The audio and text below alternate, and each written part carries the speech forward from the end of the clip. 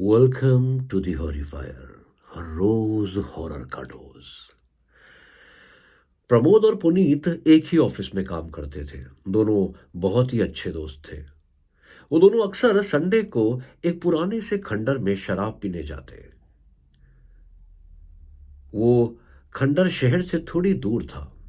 वहां पर किसी का आना जाना नहीं था और वहां का माहौल बहुत शांत था। दोनों को वहां बैठकर अकेले में शराब पीना बहुत अच्छा लगता था। प्रमोद ने एक बार पुनीत को उस खंडर में बुलाया। वो अपने साथ एक बड़ी विस्की की बोतल लाया हुआ था। उस दिन शाम थोड़ी ज्यादा हो चुकी थी। पुनीत थोड़ी देर में आया और दोनों ने शराब पीना स्टार्ट किया। रात होने लगी और दोनों ने तीन चार लकड़ियां जलाकर कैंप फायर की आंच में शराब का लुत्फ उठाना शुरू किया। रात हल्के हल्के बढ़ने लगी और प्रमोद को शराब उस दिन कुछ ज्यादा ही चढ़ने लगी थी।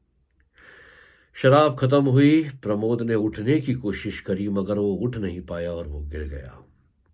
पुनीत ने भी उसे उठाने की बहुत कोशिश करी मगर पुनीत तो खुद भी नशे में था।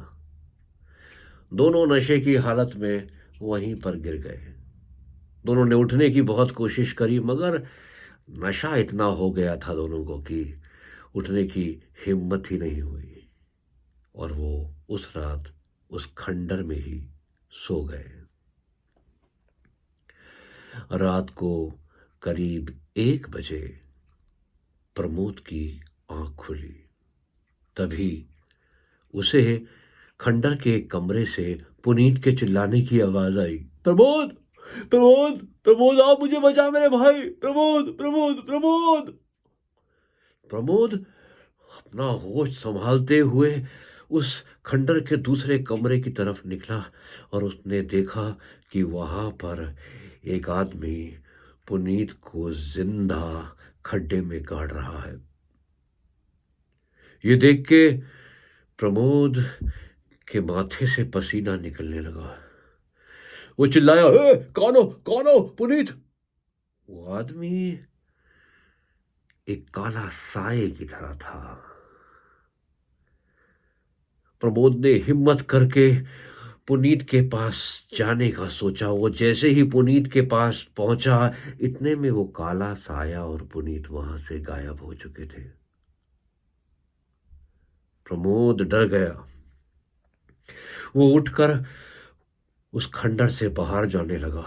जैसे ही वो बाहर जाने लगा, उसने दोबारा पुनीत की आवाज सुनी। प्रमोद, प्रमोद, मुझे बचा ले मेरे भाई, प्रमोद, प्रमोद। प्रमोद ने घूम कर देखा तो एक पेड़ के ऊपर प्रमोद ने देखा कि पुनीत बंधा हुआ है। वो पेड़ के ऊपर बंधा हुआ था और उसके पास वो काला साया खड़ा हुआ था। प्रमोद ने पूरी हिम्मत करके उस पेड़ पर चढ़कर पुनीत के पास जाने की कोशिश करी। पुनीत, मैं आ रहा हूँ, ओए, जाओ, छोड़ो छोड़ो मेरे दोस्त को। पुनीत, मैं आ रहा हूँ मेरे भाई, मेरे दोस्त, मैं आ रहा हूँ। और वो पेड़ के ऊपर चढ़ा और जैसे ही वो पेड़ के ऊपर चढ़ा, दोबारा से वो काला साया और पुनीत गायब हो गए थे।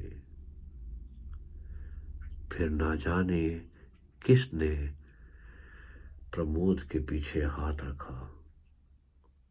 प्रमोद ने पीछे जैसे ही मुड़कर देखा तो उसे एक चीख सुनाई दी।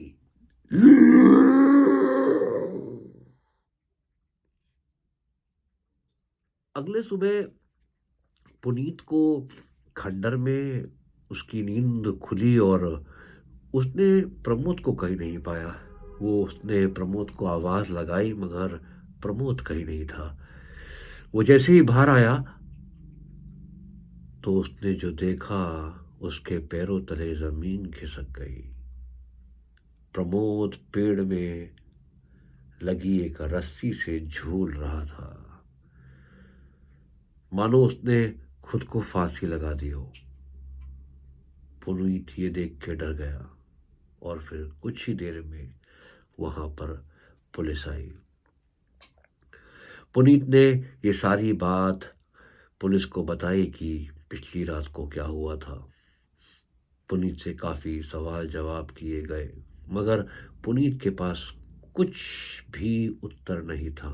बस उसे जो याद था वो ये था कि उसे पिछली रात को सपना आया कि कोई काला साया उसे जमीन में जिंदा गाड़ रहा है, और फिर वो काला साया उसको लेकर पेड़ पे गया और उसके गले में फांसी का फंदा लटकाकर उसको जिंदा फांसी पर पेड़ पर लटकाने लगा।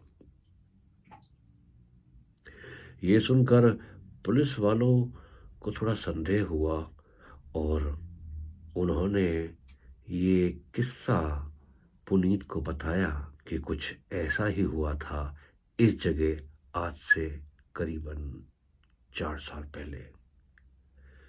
भरत नाम का एक लड़का अपने दोस्त के साथ उस खंडर में गया था, मगर उसका दोस्त कुछ पुरानी रंजिश उससे निभाना चाहता था।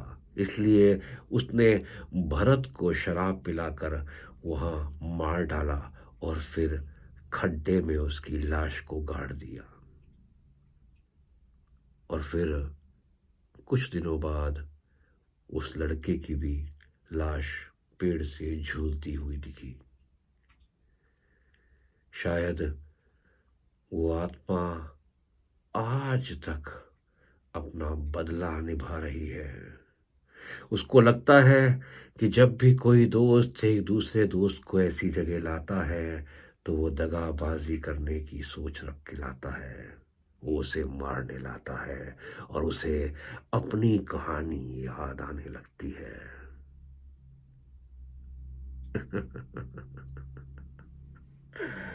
अगर आपको कहानी जरा सी भी अच्छी लगी हो तो प्लीज सब्सक्राइब, लाइक और कमेंट जरूर कीजिएगा। इससे हौसला बढ़ता है। Thank you.